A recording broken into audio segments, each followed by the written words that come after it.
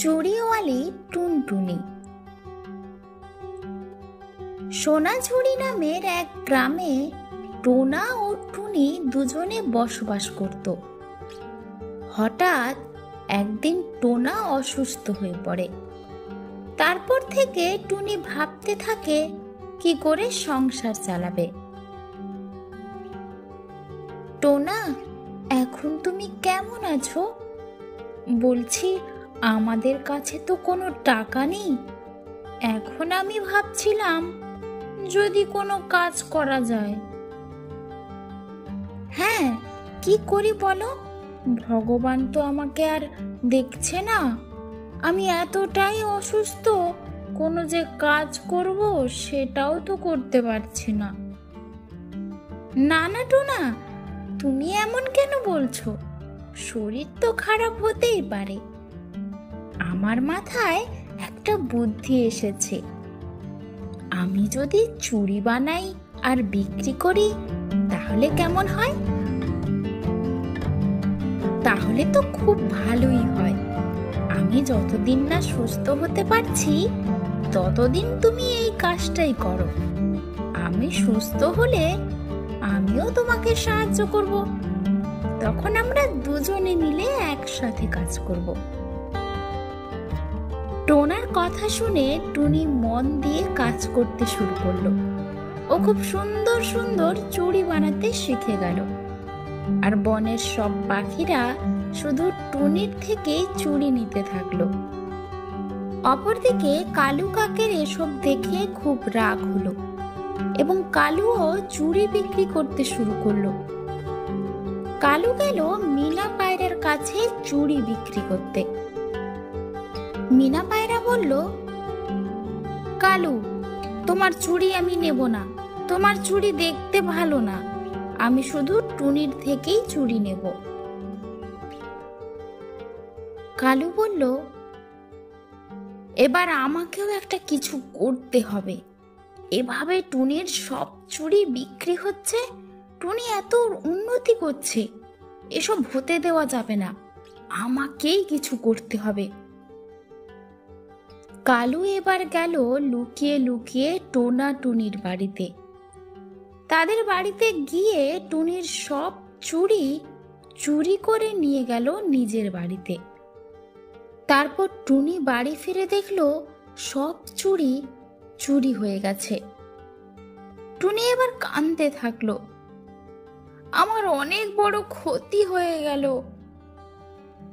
তখন টোনা বলল, টুনি, তুমি কাঁদছো কেন? টুনি তখন টোনাকে সব বলল। টোনা সব শুনে বলল, দেখো, তুমি একদিন চোরকে ঠিক ধরতে পারবে। এখন কেঁদো না টুনি। টুনি একদিন একটা দরকারে গেল কালু কাকের বাড়িতে। সেখানে গিয়ে তার সব চুড়িগুলো দেখতে পেল। টুনি বলল, কালু, তুমি আমার সব চুড়ি চুরি করেছিলে কেন? এই বলে খুব বকাবকি করতে করতে বনের সব পাখিদের সামনে কালুকে নিয়ে গেল। বনের পাখিরা বলল, ছি কালু, তুমি এত বাজে, তা জানতাম না। তোমাকে আর আমরা এই বনে থাকতে দেব না। যাও, বন থেকে চলে যাও। এই বলে কালুকে বন থেকে বার করে দিল। কালুর উচিত শিক্ষা। টুনির দুই বোন। এত দেরি হয়ে গেল, এখনো দুই বোন বাড়ি এলো না। বাইরে এত বৃষ্টিও পড়ছে, গেল কোথায় দুজনে? যাই, গিয়ে দেখি একটু। এই বলে টুনি গেল তার দুই বোনের খোঁজে। কিরে টুনি, চললি কোথায়? আয় না, দেখ কত সুন্দর বৃষ্টি হচ্ছে। চল আমরা আনন্দে নাচি। না ময়ূর ভাই, আমি বোনদের খুঁজতে যাচ্ছি। এত দেরি হয়ে গেল, কখন ওদের স্কুল ছুটি হয়ে গেছে, এখনো এসে পৌঁছালো না, তাই ওদের খুঁজতে যাচ্ছি। তাহলে দাঁড়া, আমিও তোর সাথে যাই। এই বলে টুনি আর ময়ূর তার দুই বোনকে খুঁজতে বেরোলো। খুঁজতে খুঁজতে দুজনে গিয়ে পৌঁছালো বনেদের স্কুলে। সেখানে দেখলো তাদের দুই বোন গাছের তলায় বসে রয়েছে। কি রে মিমিরিমি, তোরা এখনো বাড়ি যাসনি? আমি বাড়িতে তোদের জন্য কত চিন্তিত হয়ে পড়েছিলাম, তোদের কোনো বোধ বুদ্ধি নেই। আরে দিদি, রাগ করিস না, এত বৃষ্টি হচ্ছে আর আমরা আজকে ছাতাও আনিনি, তাই বৃষ্টিতে ভিজে ভিজে বাড়ি না গিয়ে এখানেই অপেক্ষা করছি বৃষ্টি থামার। তাহলে ভিজে গিয়ে আবার শরীর খারাপ হলে তোরই খাটাখাটনি বাড়বে। ঠিক আছে, এবার চল তাড়াতাড়ি বাড়ি যাই, আমি ছাতা নিয়ে এসেছি। না না, বাড়ি গেলে তো হবে না, তুমি কথা দিয়েছিলে আমার সাথে বৃষ্টিতে ভিজে নাচ করবে। আচ্ছা ঠিক আছে, চলো নাচ করি বলে সকলে মিলে বৃষ্টিতে নাচ করতে থাকে। সাথে সাথে বৃষ্টি থেমে গেল। ময়ূর টুনি তার দুই বোনকে নিয়ে বাড়ি চলে গেল। হ্যাঁ রিমি, কাল দিদির জন্মদিন, দিদির জন্য একটা সারপ্রাইজ পার্টি করলে কেমন হয়?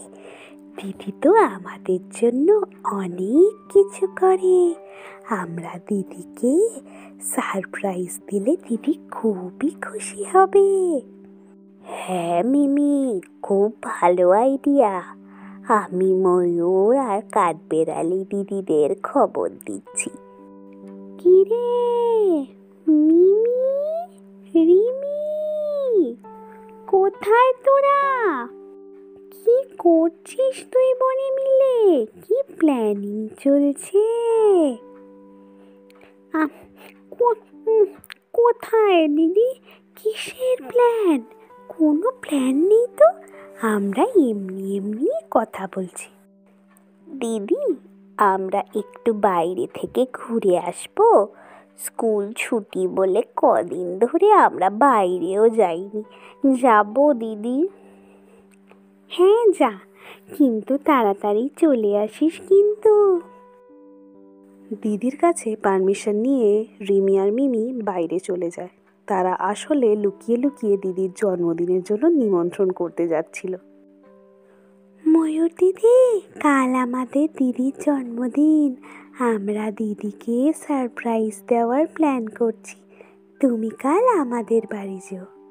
ঠিক আছে, আমি ঠিক সময়ে চলে যাব। এরকম একইভাবে মিমি আর রিমি কাঠবিড়ালিকে নিমন্ত্রণ করতে গেল। মিমি আর রিমি আগের দিনই প্ল্যান করেছিল কি কি করবে, আর সেই প্ল্যান মতোই মিমি তার দিদিকে বলল, দিদি, আজকে আমাদের খুব পিঠে খেতে ইচ্ছা করছে, তুই আমাদের জন্য পিঠে বানাবি? আচ্ছা, তোদের পিঠে খেতে ইচ্ছে করছে, ঠিক আছে, আমাদের এখানকার দোকানে তো এখন পিঠের জিনিস পাওয়া যাবে না, তাহলে আমি পাশের শহরের দোকানে গিয়ে পিঠের জন্য জিনিস কিনে আনি। এই বলে টুনি পিঠের জিনিস আনতে বাজারে চলে গেল। এরপর মিমিও কেকের দোকানে গেল দিদির জন্য কেক আনতে। ইতিমধ্যেই সেখানে কাঠবেড়ালি আর ময়ূর সেখানে চলে এলো। আমি কেক নিয়ে চলে এসেছি, চলো সবাই মিলে কেকটা সাজিয়ে ফেলি, দিদির আসার সময়ও হয়ে গেছে। কিছুক্ষণ পরে টুনি বাজার থেকে পিঠের জিনিস কিনে যেই না ঘরে আসে, অমনি সকলকে ঘরে দেখে খুব অবাক হয়ে যায়। আমার ছোট্ট বোনেরা, তোরা আমাকে সারপ্রাইজ দেওয়ার জন্য এত কিছু করেছিস, আমি খুবই খুশি হয়েছি। তোমাদেরও ধন্যবাদ আমাকে এত ভালো সারপ্রাইজ দেওয়ার জন্য। এরপর সবাই খুব মজা করলো। দিন সকালবেলা মিমি আর রিমি ফুটবল খেলছিল। খেলতে খেলতে তাদের বল একটু দূরে গেল। তারা রিমি, তুই এখানেই দাঁড়া, আমি বলটা নিয়ে আসছি। এই বলে মিমি বলের খোঁজ করতে গেল। মিমি যখন বল আনতে গেল তখন সেখানে এসে পৌঁছালো দুষ্টু চিল। সে এসে রিমিকে বলল,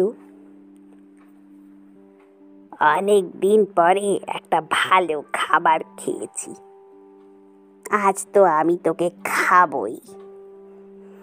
মিমি এইসব দেখতে পেয়ে একটা লাঠি নিয়ে সেখানে গেল আর চিলের পেছন থেকে গিয়ে তার মাথায় মারল, আর চিল অজ্ঞান হয়ে পড়ে গেল। থ্যাংক ইউ মিমি, তুই আজকে আমাকে বাঁচালি, না হলে ওই দুষ্টু চিল আমাকে এখনই খেয়ে নিত। Thank you.